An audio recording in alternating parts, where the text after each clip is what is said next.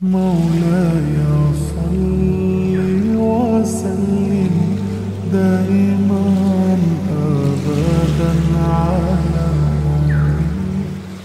ইউনুস বিন মাত্তা আলাইহি ওয়াসাল্লাম, যার কথা পবিত্র কোরআনে 6টি সূরায় 18টি আয়াতে বর্ণিত হয়েছে।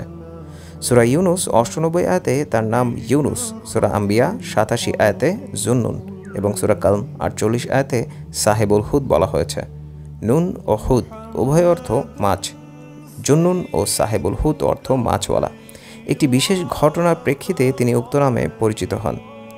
ইউনুস আলাইহি ওয়াসাল্লাম বর্তমান ইরাকের মুসেল নগরীর নিকটবর্তী নিনাওয়াহ জনপদের আদিবাসীদের প্রতি প্রেরিত হন। তিনি তাদেরকে প্রথমে তৌহিদের দাওয়াত দেন এবং ঈমান ও সৎকর্মের প্রতি আহ্বান জানান, কিন্তু তারা তার প্রতি অবাধ্যতা প্রদর্শন করে। বারবার দাওয়াত দিয়ে প্রত্যাখ্যাত হলে আল্লাহর হুকুমে তিনি এলাকা ত্যাগ করে চলে যান।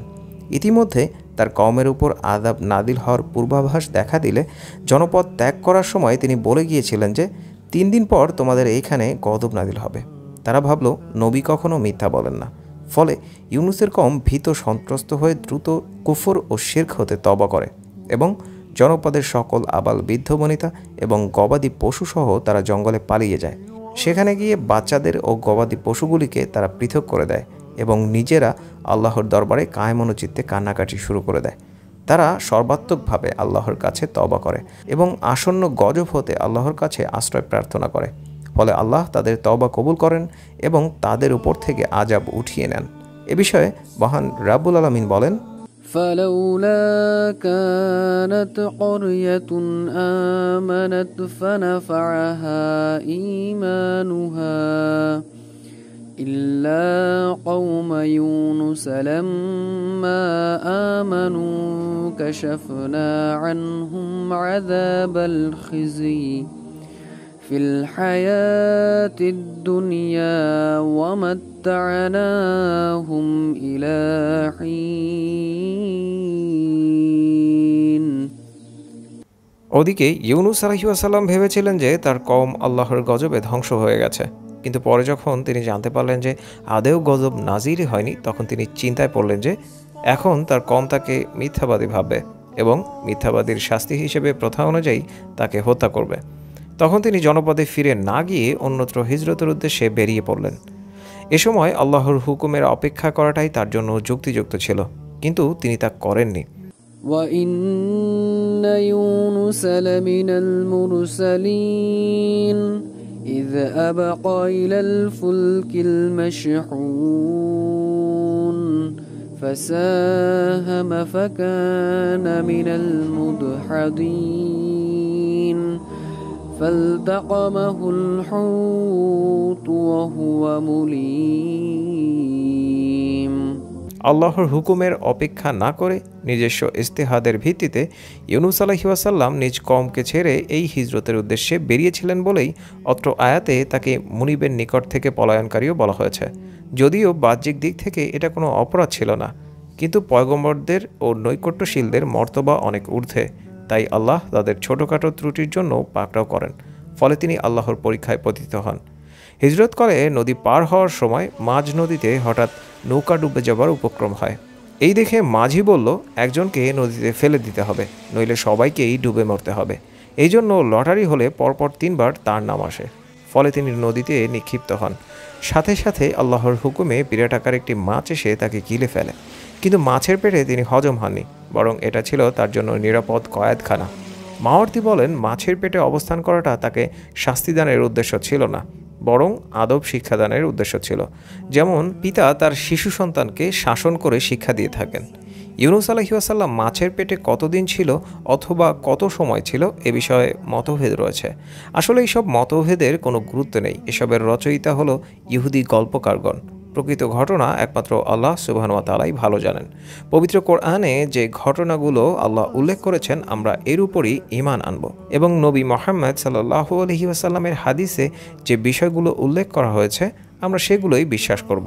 এ বিষয়ে জনৈক আধুনিক মুফাসসির বলেন, রিসালাতের দায়িত্ব পালনের ত্রুটি ঘটায় এবং সময়ের পূর্বেই এলাকা ত্যাগ করায় তাকে এই পরীক্ষায় পড়তে হয়েছিল। মহান রাব্বুল আলামিন বলেন, অতঃপর যদি সে আল্লাহর গুণগানকারীদের অন্তর্ভুক্ত না হতো তাহলে সে কিয়ামত দিবস পর্যন্ত মাছের পেটেই থাকত। অতঃপর আমরা তাকে একটি বিজন প্রান্তরে নিক্ষেপ করলাম। তখন সে রুগ্ন ছিল। আমরা তার উপরে একটি লতা বিশিষ্ট বৃক্ষ উদ্গত করলাম এবং তাকে লক্ষ্য বা ততোধিক লোকের দিকে প্রেরণ করলাম। তারা ঈমান আনল। ফলে আমরা তাদেরকে নির্ধারিত সময় পর্যন্ত জীবন উপভোগ করার সুযোগ করে দিলাম। কিয়ামত দিবস পর্যন্ত মাছের পেটে থাকত। এর অর্থ সে আর জীবিত বেরিয়ে আসতে পারত না, বরং মাছের পেটেই তার কবর হতো এবং সেখান থেকেই কিয়ামতের দিন পুনরুত্থিত হতো। অন্যত্র আল্লাহ সুবহানাহু ওয়া তাআলা শেষ নবীকে উদ্দেশ্য করে বলছেন, তুমি তোমার পালনকর্তার আদেশের অপেক্ষায় ধৈর্য ধারণ করো এবং মাছওয়ালা অর্থাৎ ইউনুস আলাইহিস সালামের মতো হও না, যখন সে দুঃখাকুল মনে প্রার্থনা করছিল। যদি তার পালনকর্তার অনুগ্রহ তাকে সামাল না দিত, তাহলে সে নিন্দিত অবস্থায় জনশূন্য প্রান্তরে পড়ে থাকত।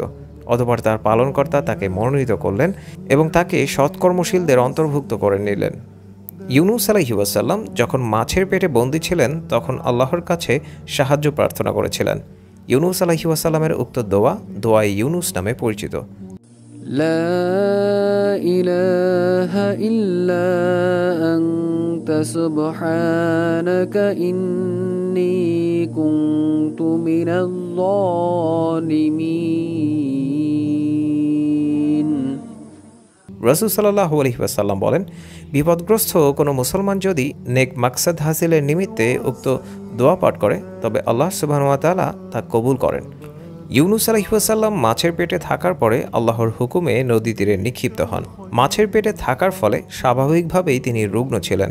ওই অবস্থায় সেখানে উদ্গত লাউ জাতীয় গাছের পাতা খেয়েছিলেন তিনি, যা পুষ্টি সমৃদ্ধ ছিল। অতঃপর সুস্থ হয়ে তিনি আল্লাহর হুকুমে নিজ কওমের নিকটে চলে যান, যাদের সংখ্যা 1 লক্ষ বা তার বেশি ছিল। তারা তার উপর ঈমান এনেছিল। ফলে পুনরায় শিরকি কর্মকাণ্ডে লিপ্ত না হওয়া পর্যন্ত আল্লাহ তাদেরকে অনুগ্রহ করেন এবং দুনিয়া ভোগ করার সুযোগ করে দেন। আল্লাহ তার নেক বান্দার উপর শাস্তি আরোপ করবেন না। যে কোনো সংকটে এরূপ দৃঢ় বিশ্বাস রাখতে হবে। আল্লাহর পরীক্ষা কীরূপ হবে তা পরীক্ষা আগমনের 1 সেকেন্ড পূর্বেও জানা যাবে না। কঠিনতম কষ্টের মুহূর্তে কেবলমাত্র আল্লাহর কাছেই সাহায্য চাইতে হবে। আল্লাহ ইচ্ছা করলে যে কোনো পরিবেশে ঈমানদারকে রক্ষা করে থাকেন। بك خير الخلق كلهم مولاي صل وسلم دائما